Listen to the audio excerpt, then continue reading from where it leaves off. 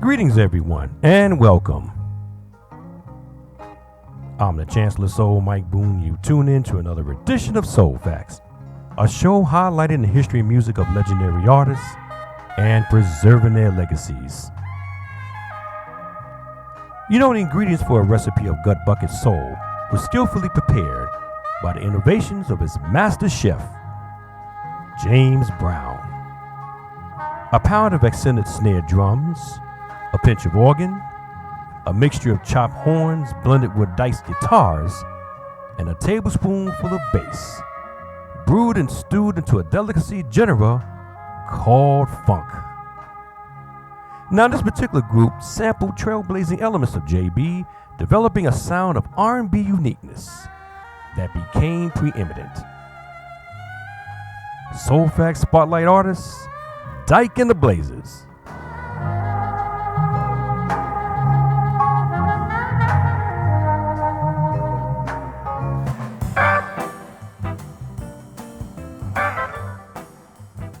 Lester Dyke Christian was born on Sunday, June 13, 1943 in Buffalo, New York.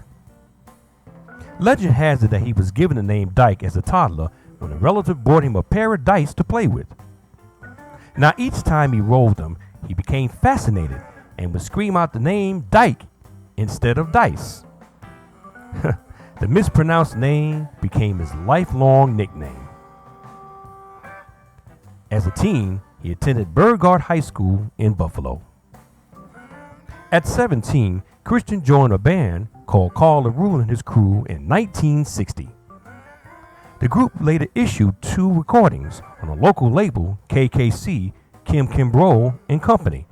First with Please Don't Drive Me Away, back with Monkey Hips and Oyster Stew. Oh, baby, please.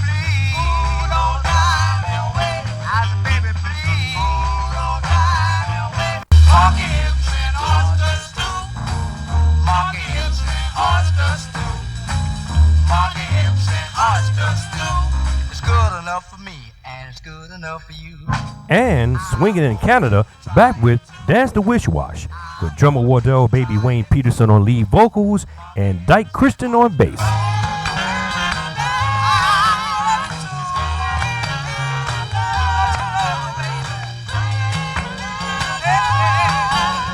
Rockin' big country where you ought to go.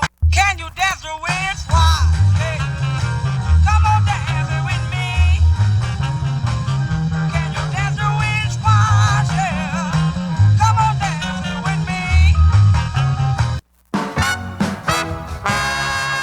In 1964, LaRue and his group were invited to Phoenix, Arizona by legendary radio jock Eddie O.J. as a backing band for a group he was managing from Canton, Ohio, called the OJs, who, in tribute to their manager, took his last name as their stage name. The following year, plans fell through as Eddie and the OJs had relocated to another city, causing LaRue and the crew to depart.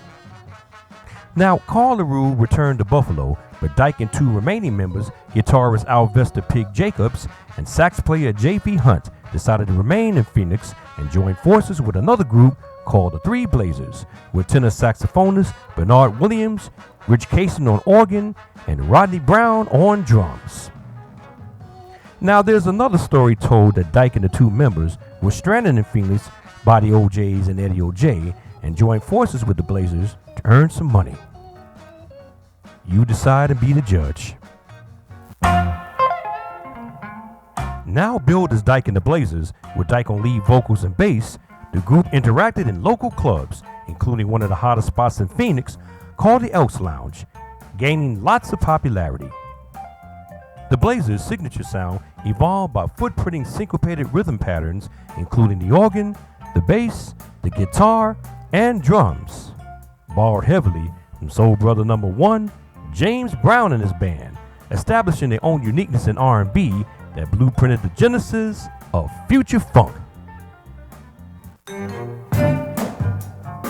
Out of these steady appearances at the Elks, the Blazers performed a song Dyke composed entitled Funky Broadway about a stretch street seedy road called Broadway in his hometown in Buffalo, New York, that featured nightclubs, pool halls, and variations of sinful ongoings.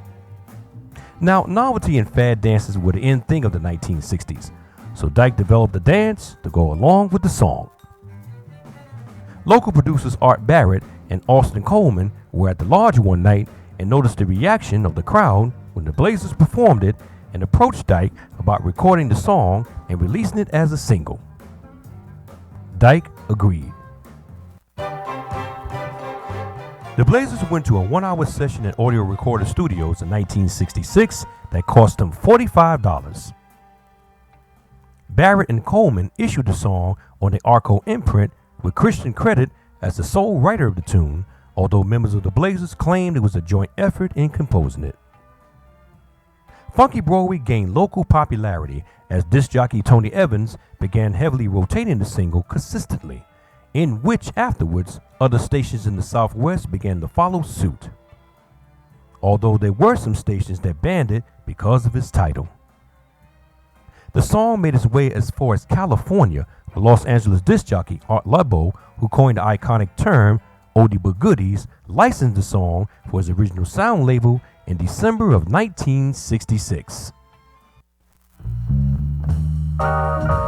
Issued as a two-parted single, Funky Broadway charted number 17 R&B on June 10th, 1967.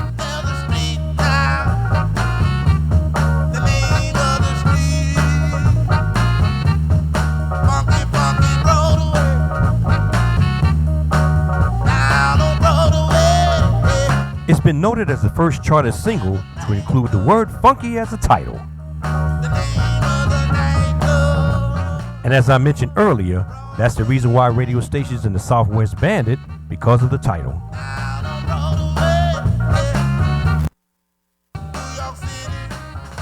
While riding high on the charts and receiving consistent airplay around the country, Dyke and the Blazers made their first appearance at the world-famous Apollo Theater in Harlem, New York, the weekend of Friday, May 12, 1967, along with Joe Tex, Walter Jackson, the Fantastic Four, James Carr, Lee Williams and the Cymbals, Gladys Tyler, and Sad Sam, with WWRO Super 16 New York radio jocks Rocky G and Frankie Crocker, the Love Man, as the show's MCs. It was also during this run that problems would begin with issues involving money.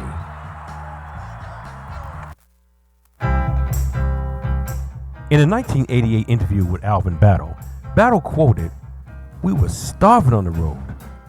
Here we're doing the Apollo, we got the record on the radio, people asking for autographs and stuff like that, and we were eating bologna and bread."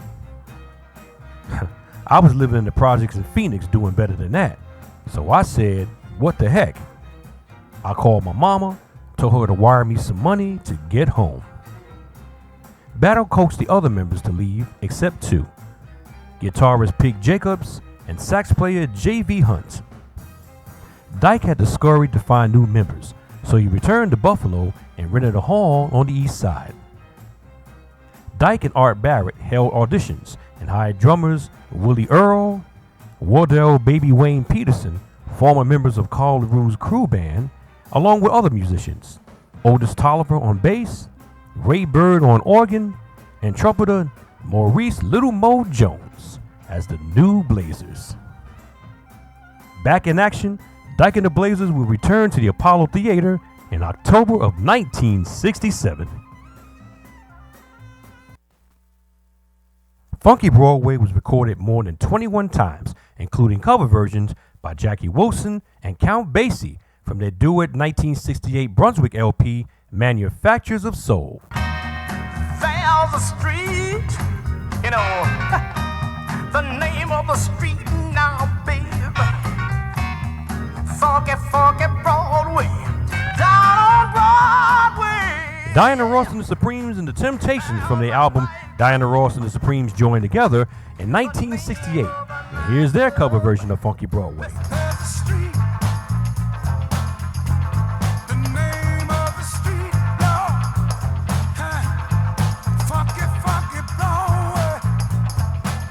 Jamaican artist Glenn Miller recorded Funky Broadway as a B-side to his A-side 1967 hit, Where Is the Love, on the Dr. Bird label. You can hear everybody say, a brand new sound going around.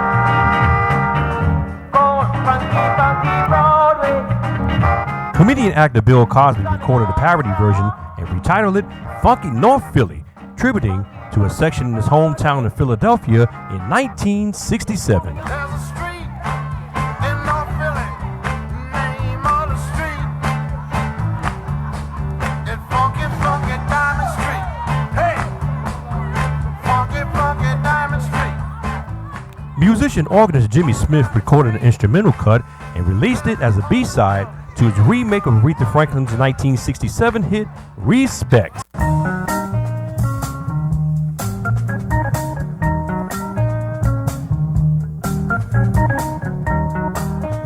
Got a little JB, can't stand it. The fantastic Johnny C, the C stood for Corley, continued the Broadway saga in late 1967 with Boogaloo Down Broadway, combining the popular dance of the day, the Boogaloo, with the funky Broadway.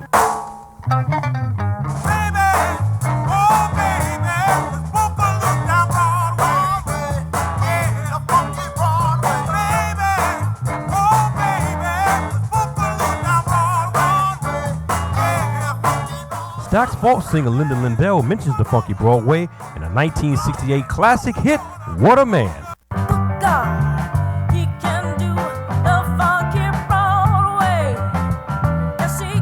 We also caught singer Roy Head strutting down Broadway doing the Broadway Walk, co-composed by the late great Bobby Womack, released in 1968 on Mercury.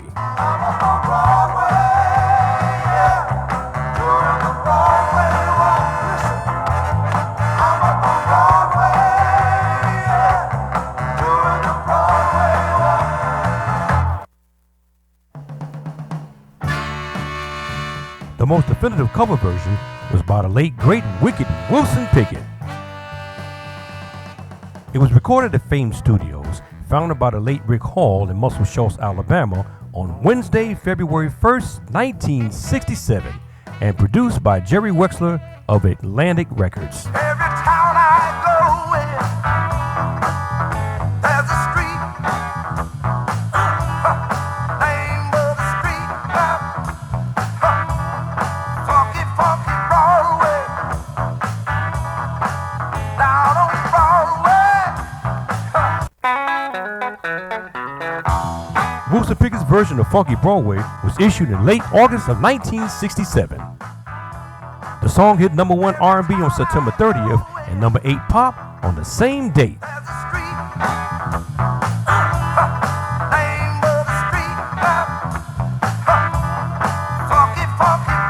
Funky Broadway sold 1 million copies, earning Wilson Pickett the Grammy nomination for Best R&B Vocal Performance Male in 1968.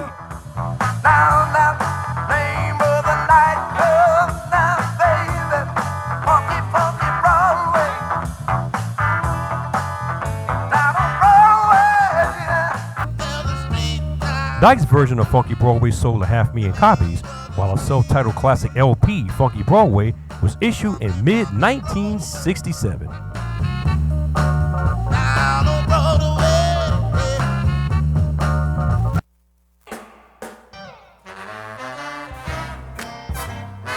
As Dyke and the Blazers continued to run the New York's Apollo Theater, one particular R&B pop superstar came to check out one of their shows.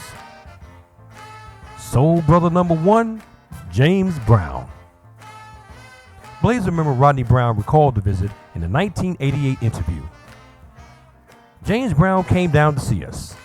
He was a big fan of Dyke's. In a way, I think he was kind of worried about Dyke.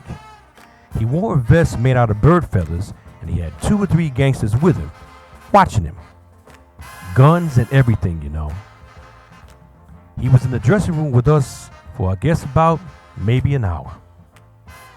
It's clear that the Godfather of Soul felt threatened by the band's ascendancy in the R&B charts when he demanded of bass player Alvin Battle, "What y'all got in the hole?"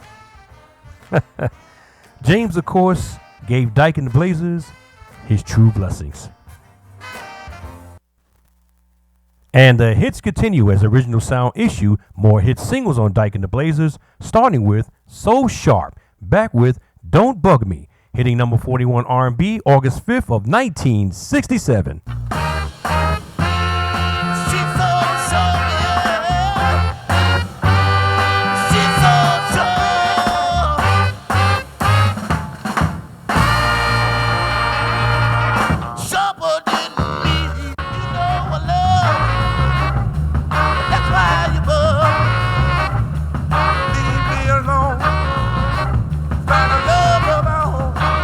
American rock group J. Giles Band covered So Sharp in 1971, featured on their second album, The Morning After. She's so sharp. She's so sharp. More hits include Funky Walk Part 1 East, back with Funky Walk Part 2 West, number 22 R&B, May 25th of 1968.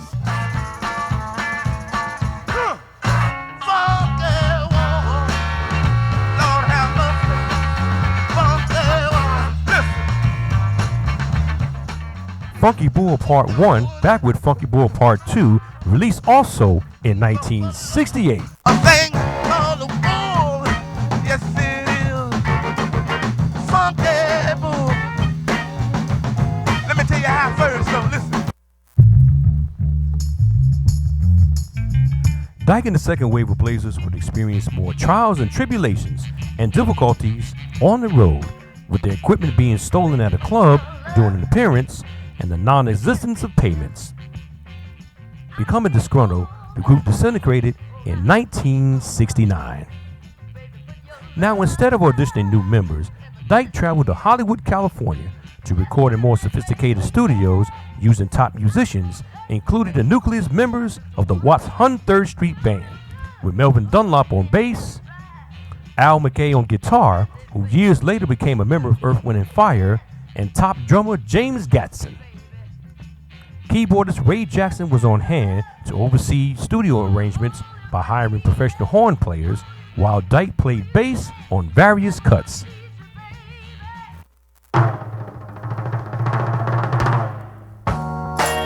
With these new breed of great musicians, Dyke charted with two of his first top 10 masterpiece dance recordings. First with We Got More Soul. We got more soul. Tributing top R&B artists during the late 1960s era that made powerful contributions in the world of soul music. We got Ray Charles doing his thing. We got Dave Brown, yeah, doing his thing too. Back with Shotgun Slim, There's a man, call him Shotgun Slim. We Got More Soul hit number 7 R&B on June 14th, 1969. We got more soul. We got more soul. Think now.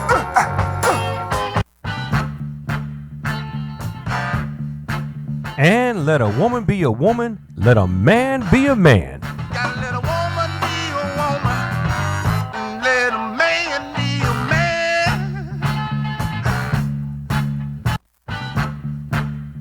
Let a Woman Be a Woman, Let a Man Be a Man. Back with Sweet, sweet. Charted number 4 R&B November 8th, 1969.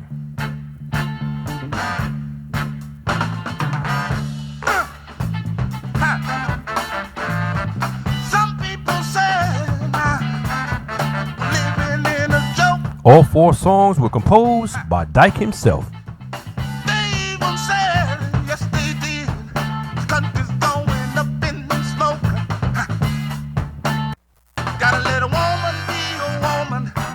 The legacy of Let a Woman Be a Woman has been sampled multiple times. First, by legendary rapper Tupac Shakur for his 1991 song If My Homie Calls from his debut album Tupacalypse. My homies call.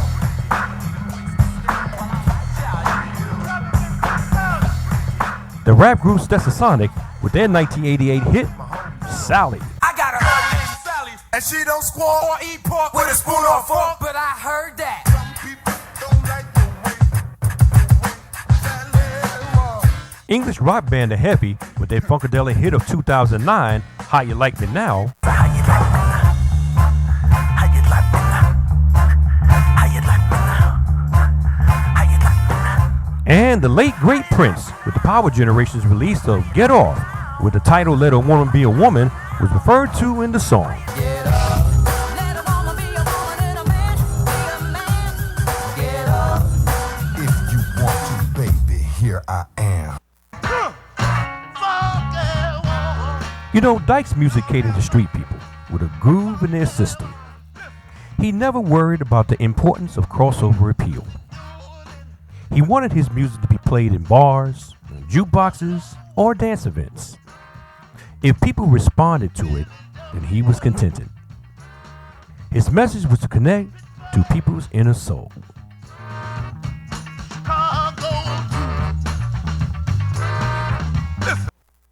More hits on Dyke and the Blazers on the original sound that includes the country classic remake of You Are My Sunshine, back with City Dump, charting number 30 R&B on February 14th of 1970. Oh, you are mine now. Only sunshine now. Girl, you make me happy. When the clouds are gray, they got a place in every town. No doubt and dirty on the city. My brothers and sisters, the day is coming, back with Sisters and my brothers, day is coming. Happy now, happy now, happy now. I know that's what you need. Now. Runaway People, back with I'm So All Alone, hitting number 32 R&B August 29th of 1970. Runaway people, let's go home now. Now that you're gone, I'm so alone. And his last single, Stuff, back with The Wobble, issued in 1971. I said stop. Ain't nowhere down, down, down, down.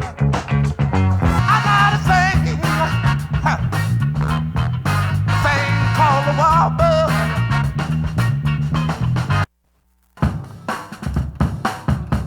With some of the incoming royalties from his songs, Dyke bought a ranch-style home in North Phoenix, where he shared with his wife Wanda, but hardly spent time there. Instead, he'd go into the roughest side of town and get into a dice game with $800 in tow. As Christian quoted, "Hey, the streets made me, and it'll break me."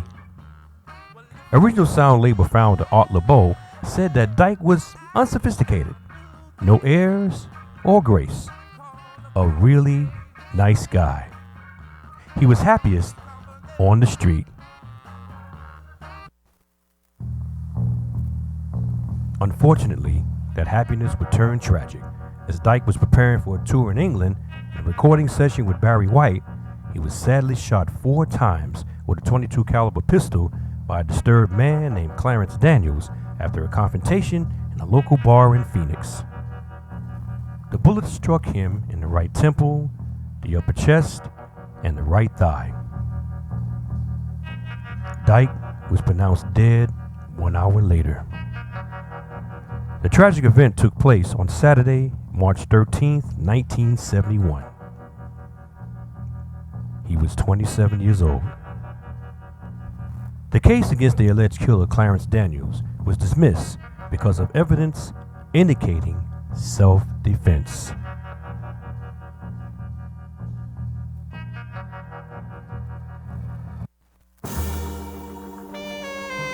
Dyke Christian's body was returned back to his hometown in Buffalo. He was buried in the Forest Lawn Cemetery in Buffalo, Erie County, New York. He was survived by 3 of his daughters.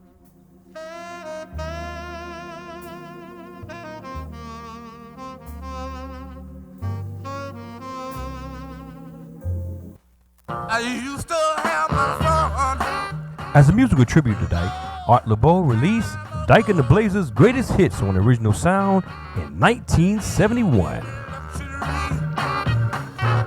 Pretty women surrounding me. But listen.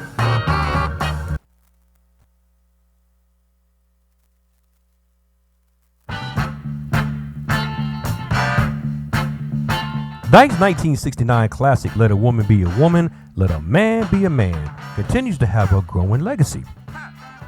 In an article by Dorothy Pomerantz in The Hollywood Reporter, the song How Do You Like Me Now by the British band The Heavies, which sampled Let a Woman Be a Woman, is causing a lot of legal problems. She said if you saw the movie The Fighter starring Mark Wahlberg, you remember the song that propelled so much of the action in the boxing movie. Now, the song by The Heavy was also featured in the Kia ad television commercial shown during the 2009 Super Bowl. According to The Hollywood Reporter, music publisher Drive-In Music thought the song sounded a lot like a song they owned the rights to called Let a Woman Be a Woman and Let a Man Be a Man, which was performed by Dyke and the Blazers in 1969. Drive-In Music sued Kia, CBS, and the NFL, among others, for violating their copyright on the song. The case was settled out of court, and the Fighter soundtrack gives partial credit for the writer from Dyke and the Blazers, R. Lester Christian. Drive-In Music also sued artists and music companies for ripping their song as far back as 1990. Sony, BMG, Ruthless Records, with seminal gangster rap hit Minister Society by the group Above the Law, the 1990 rap song Dish You from King T, and among other major companies such as Warner Music, Elektra Entertainment, Atlantic Recording Company, including rapper Busta Rhymes, and the 1990 old school hip hop song Case of the PTA by leaders of the new school.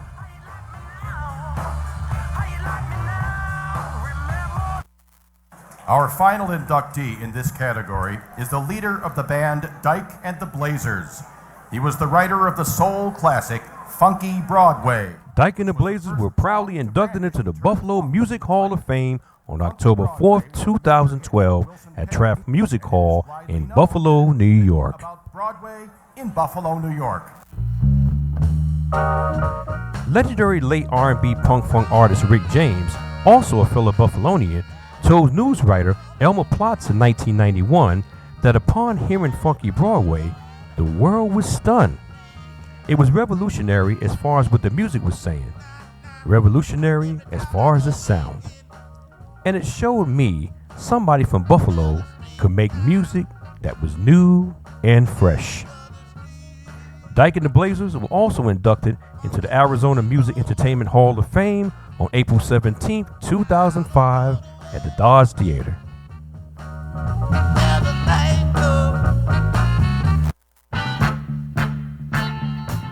Dyke and the Blazers' sound was not only fresh, new, and revolutionary, but it played an integral part in the genesis of hardcore in-your-face street funk, celebrated by music fans all over the soul globe. Let's just be thankful that the music outlives the man, or in this case, the group. Until we meet again musically, I am the Chancellor of Soul.